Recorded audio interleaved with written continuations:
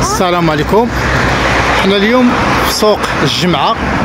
هاد سوق الجمعة كاين في النواحي ديال مراكش، محسوب على مدينة تقريبا تمنصورت، قريب القطارة، طريق اسفي. هذه هي طريق اسفي، القطارة هي هذه، وبعيد على تمنصورت تقريبا شي 9 كيلومتر ولا ما كاملاش تقريبا. وانت تشوف راه تيدير واحد الازدحام بطبيعة الحال بمناسبة حلول او اقتراب حلول العيد الاضحى. غادي ندخلوا ان شاء الله، غادي نشوفوا الحواله شنو دايرين، وانتم معنا ان شاء الله الرحمن الرحيم.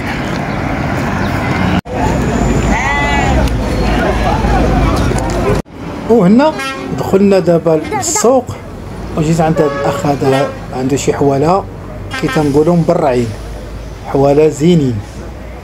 انت تبارك الله كاين الخير موجود الحمد لله. وطبيعة الحال راه كاين الثمن بالنسبه للحولي كله ثمنه. الا بغيتي اخويا زعما دير شي حولي زوير، خصك 5000 درهم الفوق، تحت 5000 درهم راك تدي شويه وصافي. والمهم هنا بقينا تنتواو انا وياه على هاد الحولي هنايا،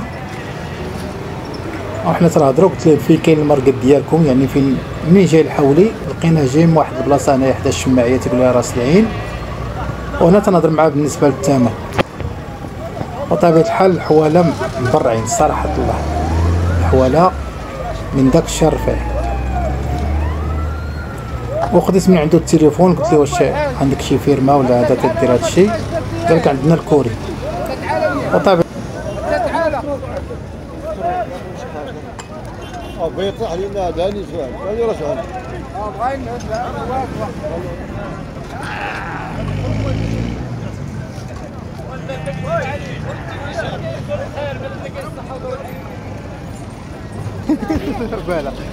نصوروا شويه السوق.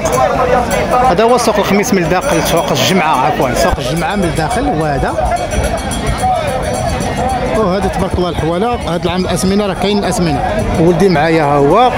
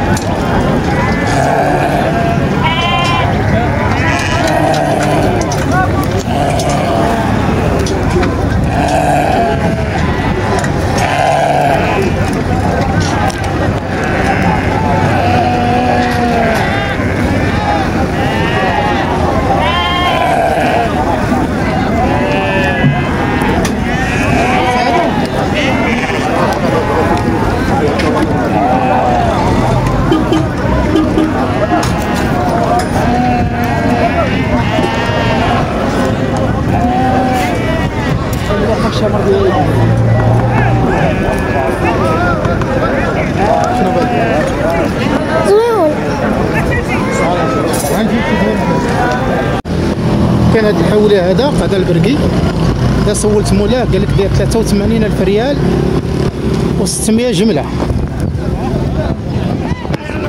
وهذا هو الاخر تاع السوق. هما الناس كلهم دابا تيمشيو بحالهم، تيشارجيو يمشيو بحالهم، الكاميرا تيشارجيو يمشيو بحالهم. ونتلاقاو ثاني في شي بلاصه اخرى ان شاء الله. الله المعين.